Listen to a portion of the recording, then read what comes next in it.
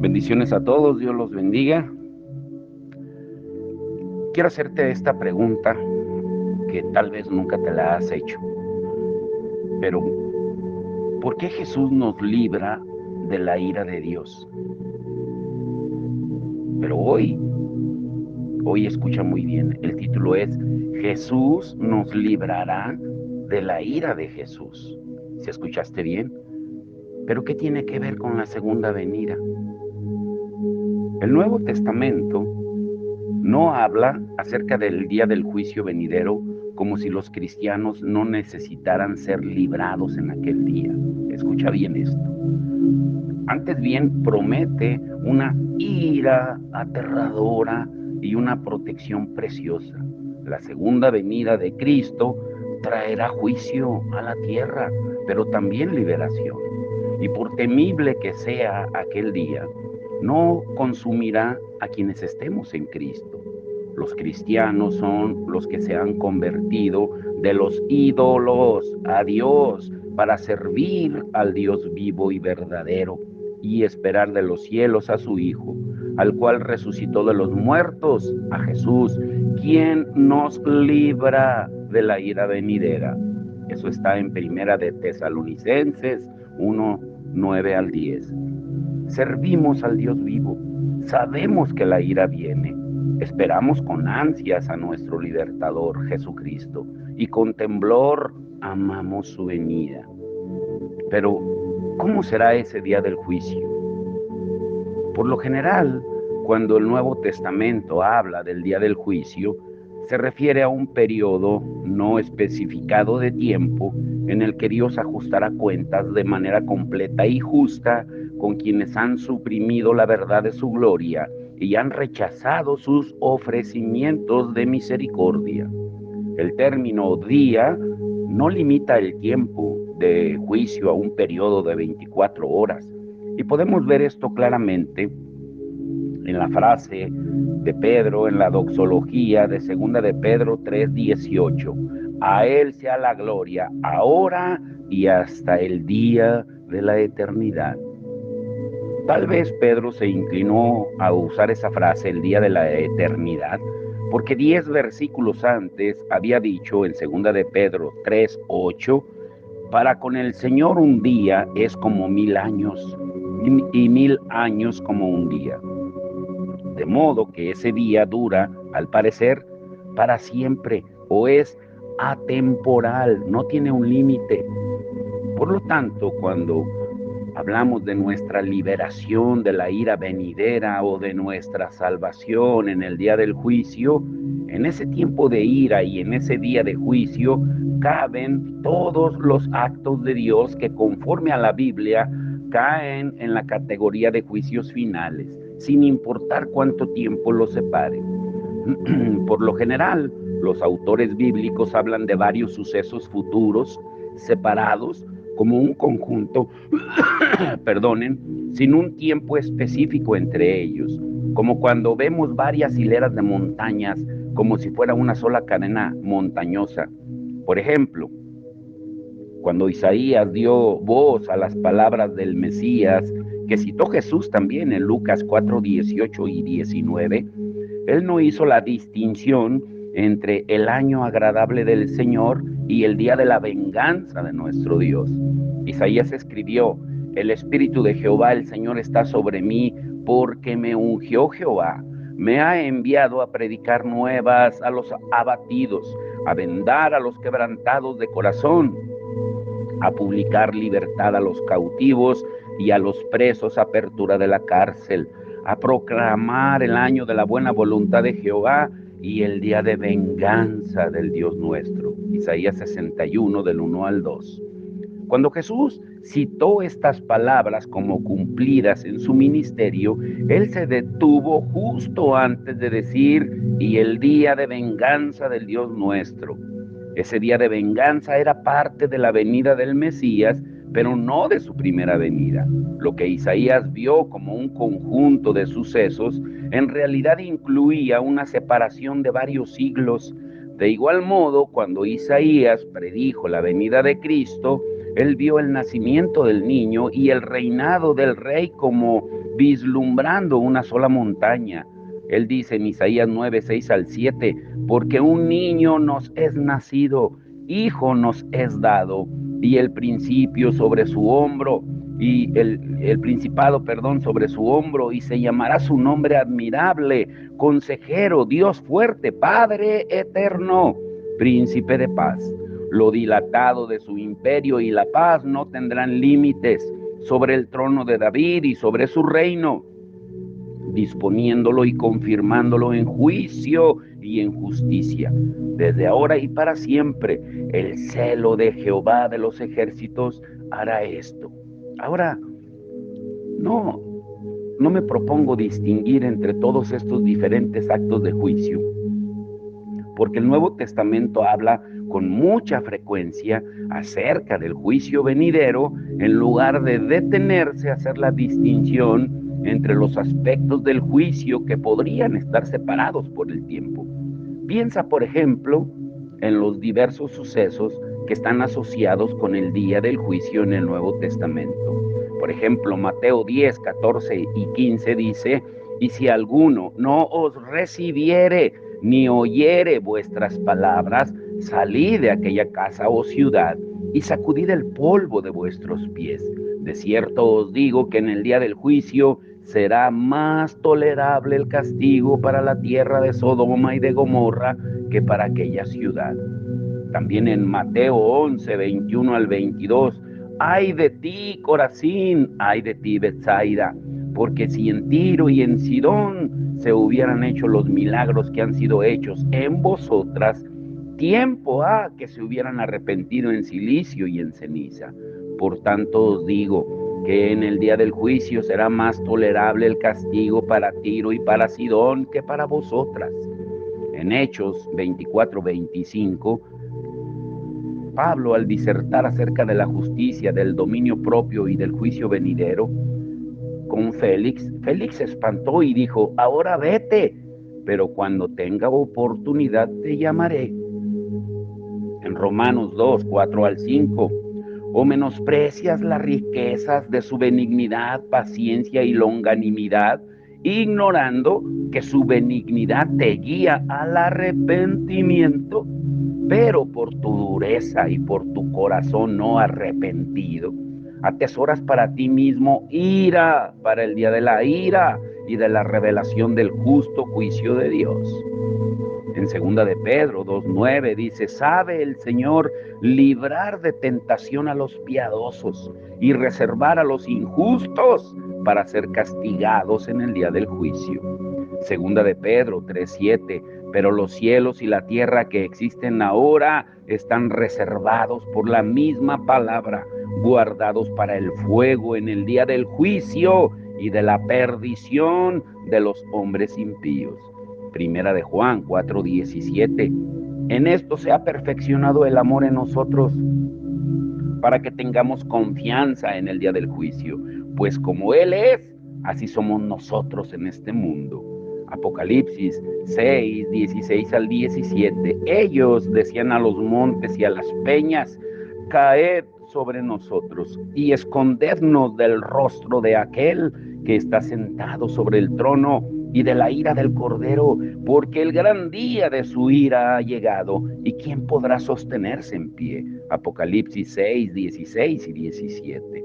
Ahora escuchan muy bien, estén muy atentos. Número 1, Jesús nos librará de la ira venidera. En el trasfondo del juicio venidero, la segunda venida de Cristo es considerada un rescate de su pueblo. Él viene para salvarnos de la ira de Dios. Dice: y esperar de los cielos a su Hijo, al cual resucitó de los muertos, a Jesús, quien nos libra de la ira venidera. Primera de Tesalonicenses 1:10. Las predicciones del día del juicio anuncian un peligro inminente. Pablo dice que es una ira divina y que Cristo viene a librarnos de ese peligro. Pedro dice que los creyentes son guardados por el poder de Dios mediante la fe para alcanzar la salvación que está preparada para ser manifestada en el tiempo postrero. En Primera de Pedro 1:5. Hebreos 9:28 dice: Cristo fue ofrecido una sola vez para llevar los pecados de muchos y aparecerá por segunda vez sin relación con el pecado para salvar a los que le esperan, no a todos. Romanos 5:9-10 presenta la muerte de Cristo no solo como la consumación de nuestra justificación pasada, sino también como la garantía de ese rescate futuro de la ira de Dios. Dice, pues mucho más, estando ya justificados en su sangre, por él seremos salvos de la ira, porque si siendo enemigos fuimos reconciliados con Dios por la muerte de su Hijo, mucho más, estando reconciliados, seremos salvos por su vida. Pablo también deja claro en Primera de Tesalonicenses 5 que este peligro de la ira de Dios viene en el día del Señor, en la venida de Cristo. Escuchen lo que dice en Primera de Tesalonicenses 5:2-5. Porque vosotros sabéis perfectamente que el día del Señor vendrá, así como ladrón en la noche, que cuando digan paz y seguridad, entonces vendrá sobre ellos destrucción repentina, como los dolores a la mujer encinta, y no escaparán. Mas vosotros, hermanos, no estáis en tinieblas, para que aquel día os sorprenda como ladrón, porque todos vosotros sois hijos de luz.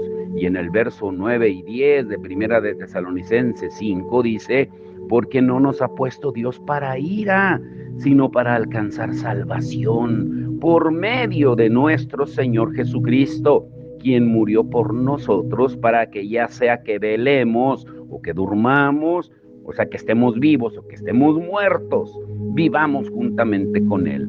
El versículo 9 aclara que la destrucción repentina del versículo 3 es la ira divina. Sin embargo, dice que no vendrá sobre los hijos de luz para destrucción, como ladrón en la noche, porque no nos ha puesto Dios para ira. Nosotros esperamos con ansias de los cielos a su Hijo, quien nos libra de la ira venidera, como dice Primera de Tesalonicenses 1:10. Número 2, Jesús nos libra de la ira de Jesús. Escuchen bien aquí, muy atentos. A pesar de lo que acabamos de mencionar, si no somos cuidadosos, podemos formarnos una idea distorsionada de nuestra liberación de la ira en la segunda venida. Sería muy desacertado pensar que Dios derrama ira y su Hijo, en su misericordia, nos guarda de la ira del Padre. Sería como si estuviera contradiciéndose el uno al otro. Tal concepción de la misericordia del Hijo contra la ira del Padre sería un terrible error, como si Dios fuera el vengador justo y Cristo el rescatador misericordioso. Se trata de algo muy diferente. No es que el juicio divino está en camino y que Jesús interviene, sino que es Jesús mismo quien desencadena y ejecuta el juicio. ¿Escuchaste bien? Jesús trae el juicio. Lo que esto implica sorpresivamente es que cuando Pablo dice Jesús quien nos libra de la ira venidera en Primera de Tesalonicenses 1:10, quiere decir Jesús nos libra de la ira de Jesús. Y esto queda en evidencia cuando examinamos varios pasajes bíblicos. Su ira en el libro de Apocalipsis, en la cual Juan habla no solo de la ira de Dios en la venida de Cristo, sino también de la ira del Cordero. Escucha lo que dice Apocalipsis 6:15-17. Y los reyes de la tierra, y los grandes, los ricos, los capitanes, los poderosos, y todo siervo y todo libre, se escondieron en las cuevas y entre las peñas de los montes, y decían a los montes y a las peñas: caed sobre nosotros y escondednos del rostro de aquel que está sentado sobre el trono y de la ira del Cordero, porque el gran día de su ira ha llegado, ¿y quién podrá sostenerse en pie? No tiene sentido que Dios manifieste ira y el Hijo debilidad. Claro que este cordero ha sido inmolado, pero ahora tiene 7 cuernos, dice Apocalipsis 5:6, y con él no se juega.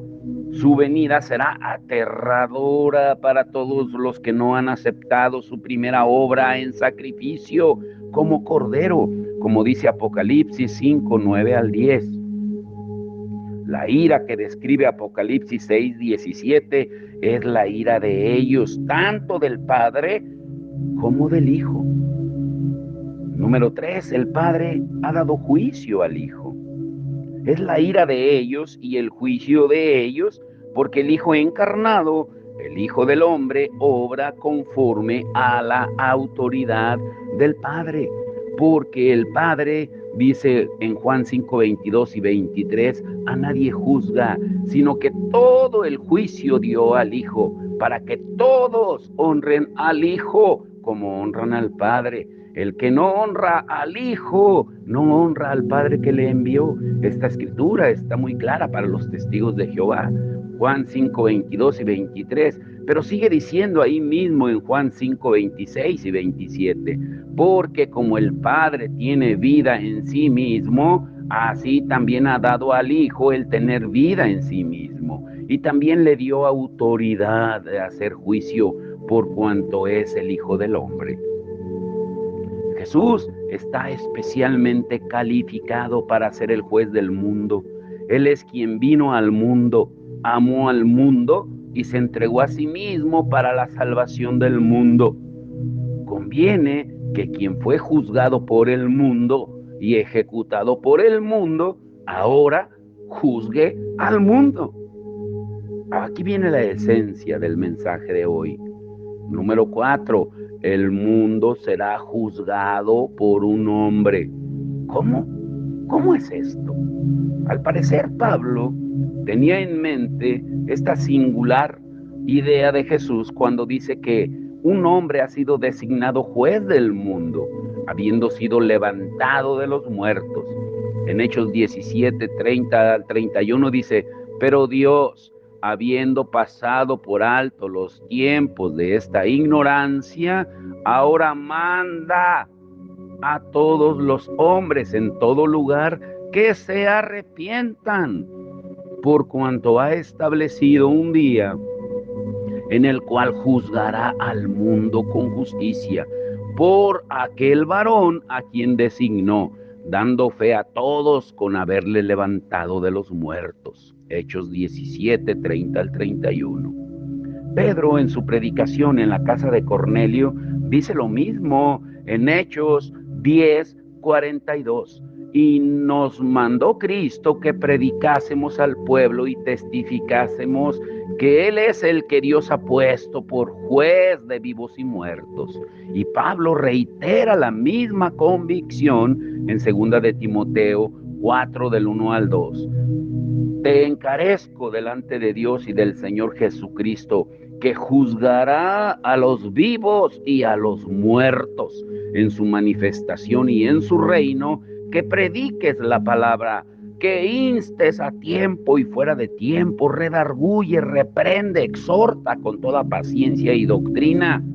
Asimismo, también Santiago vio la venida de Cristo como el juez que ha de venir. Dice en Santiago 5:8-9, tened también vosotros paciencia y afirmad vuestros corazones, porque la venida del Señor se acerca. He aquí el juez está delante de la puerta. Por eso nos deleitamos en que este no es un universo donde el mal prevalece, sino donde toda injusticia será rectificada. Jesús, el Señor, lo castigará duramente. Y quizás entre las ilustraciones más impresionantes de la venida de Cristo en ira como juez, son las que describió el mismo Jesús en sus parábolas. Por ejemplo, él se compara a un señor que deja a cargo a su siervo del cuidado de su casa y luego describe su regreso después de ausentarse por un tiempo.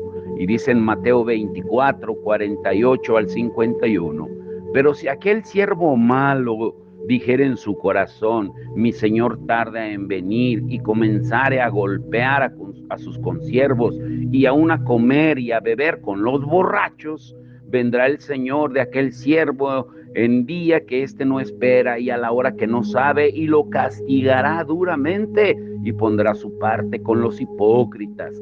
Ahí será el lloro y el crujir de dientes. Esta es una parábola.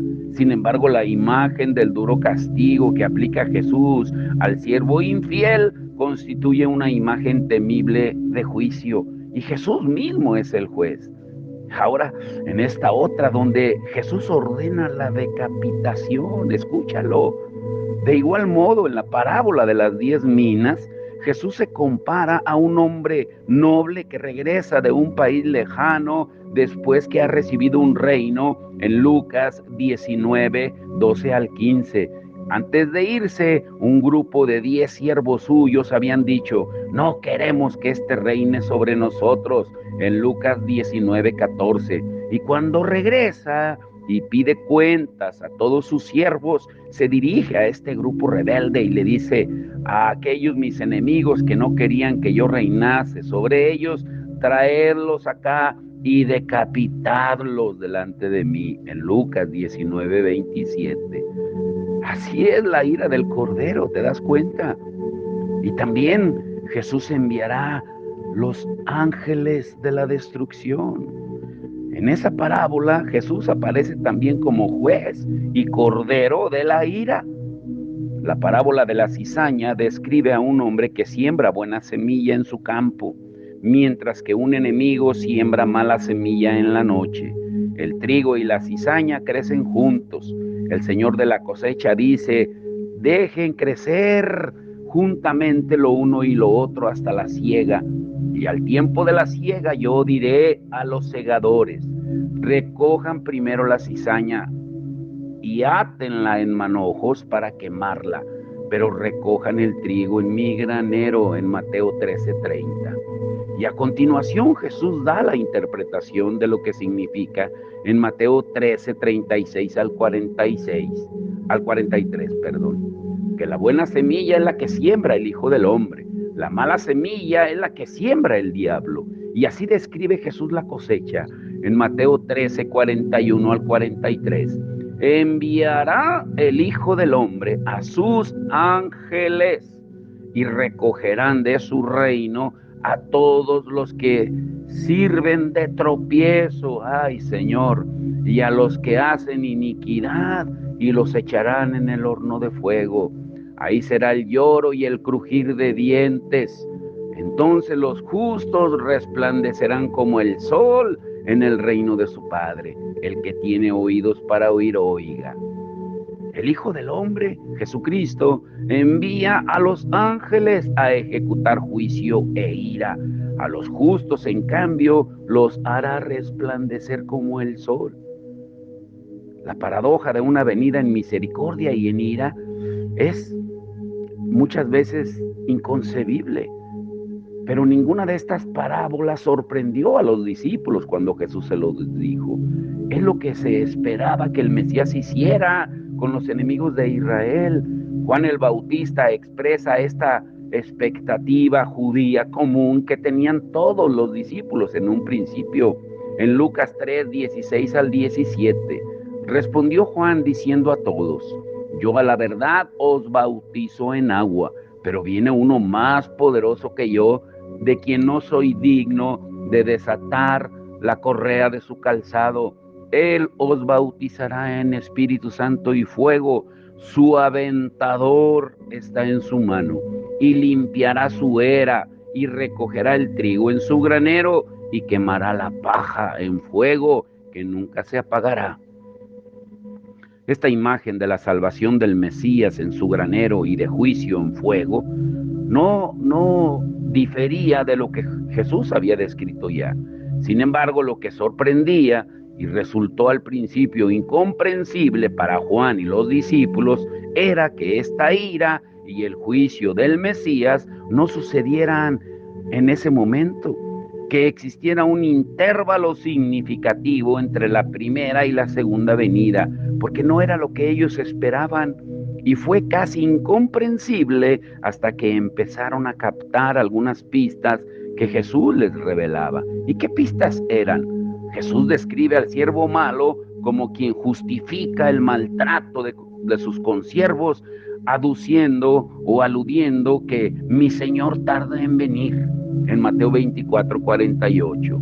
Y en la parábola de las 10 vírgenes Jesús dice, y tardándose el esposo, cabecearon todas y se durmieron, en Mateo 25, verso 5. En la parábola de los talentos Jesús dice, después de mucho tiempo vino el Señor de aquellos siervos y arregló cuentas con ellos, en Mateo 25, 19. En la parábola de las 10 minas, Jesús dice que el hombre noble se fue a un país lejano para recibir un reino y volver, en Lucas 19, 2.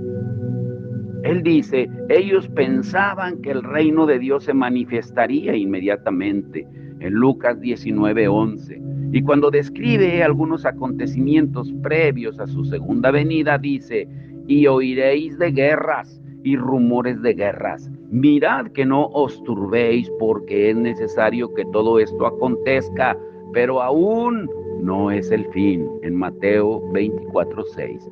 Ahora, el punto número 5 y el último. Escucha muy bien. ¿Cómo descifrar la perspectiva profética de la venida de Jesús? Jesús había presentado señales claves revelando que aquello que Juan el Bautista y los discípulos esperaban que sucediera en una sola venida del Mesías, en realidad iba a suceder en dos. Y la segunda venida iba a tardar, a fin de que nadie supiera el día y la hora, a excepción de Dios Padre, como Jesús mismo lo dijo en Mateo 24, 36.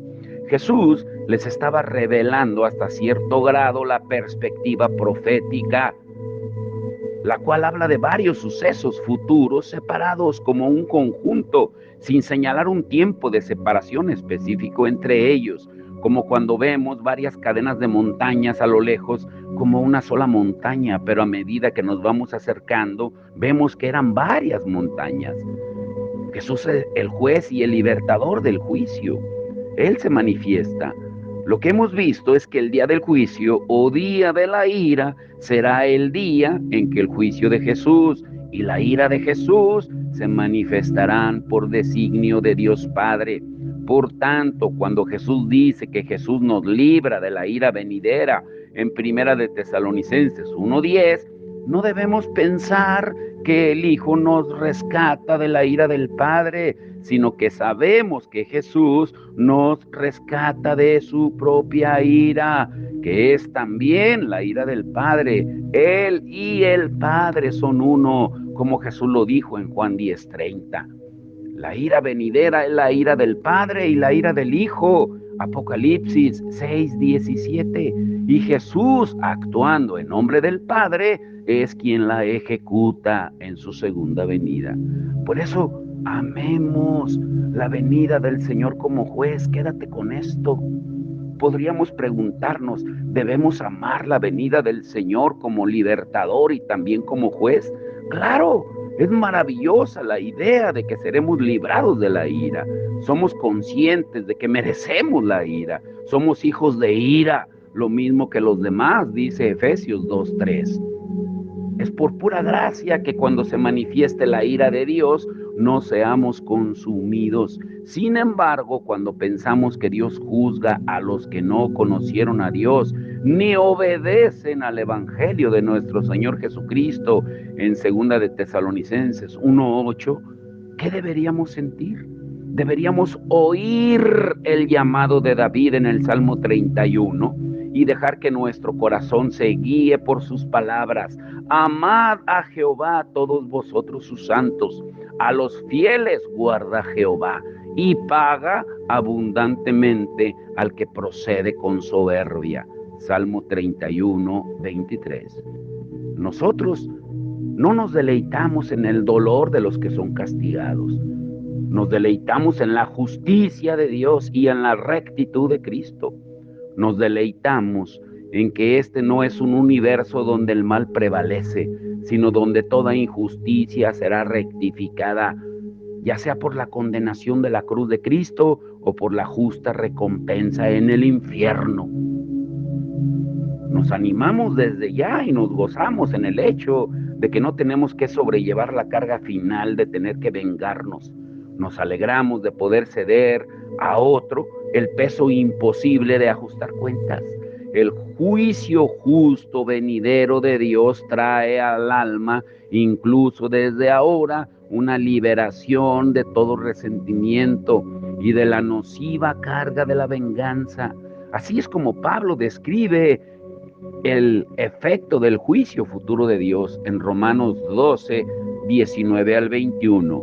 No os venguéis vosotros mismos, amados míos, sino dejad lugar a la ira de Dios, porque escrito está: mía es la venganza, yo pagaré, dice el Señor. Así que si tu enemigo tuviere hambre, dale de comer; si tuviere sed, dale de beber. Pues haciendo esto, ascuas de fuego amontonará sobre su cabeza. No seáis vencidos de lo malo, sino vence con el bien el mal.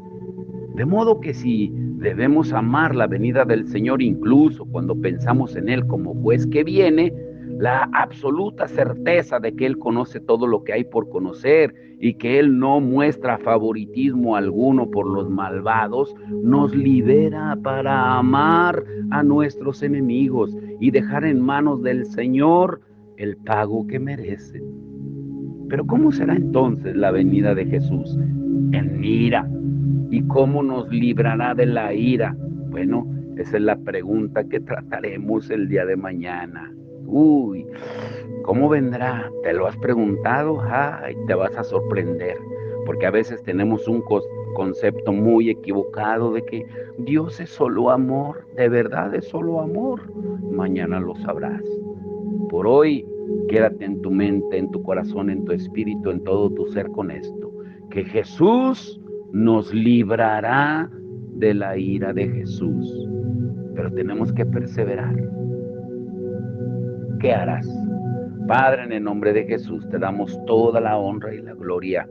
Señor, gracias por este mensaje hermoso, maravilloso que nos acabas de dar a través de tu palabra, porque a veces pensamos que el Padre y Jesús son diferentes, pero son uno solo. Es una perfecta unidad junto con el Espíritu Santo. Uno no actúa contradiciendo lo que el otro dice, sino actúan en una perfecta armonía. Es como un acorde que se compone de 3 notas. Una nota principal, una nota intermedia, que es una nota mayor, y una nota menor. Pero los 3 conforman un acorde precioso, Señor. Señor, te damos toda la gloria y toda la honra, porque tú nos enseñas que si perseveramos y si guardamos tus mandamientos, y aun si pecáramos, tú eres fiel y justo para perdonar nuestros pecados.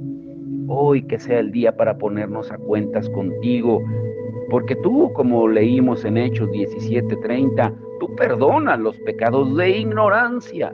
Pero ahora que ya tenemos la conciencia despierta a través de tu Espíritu Santo, esa intuición despierta, ya no hay excusa para no ir humillados, clamando y rogando por perdón cuando nos equivocamos. Hoy que sea ese día para cada uno de los que escuchen esta palabra tuya poderosa, para ser librados de la ira venidera, que, como veremos el día de mañana, será terrible. Señor, que podamos entenderlo y que podamos arrepentirnos, no por miedo de ir al infierno, sino por temor santo de lastimar tu corazón, Señor.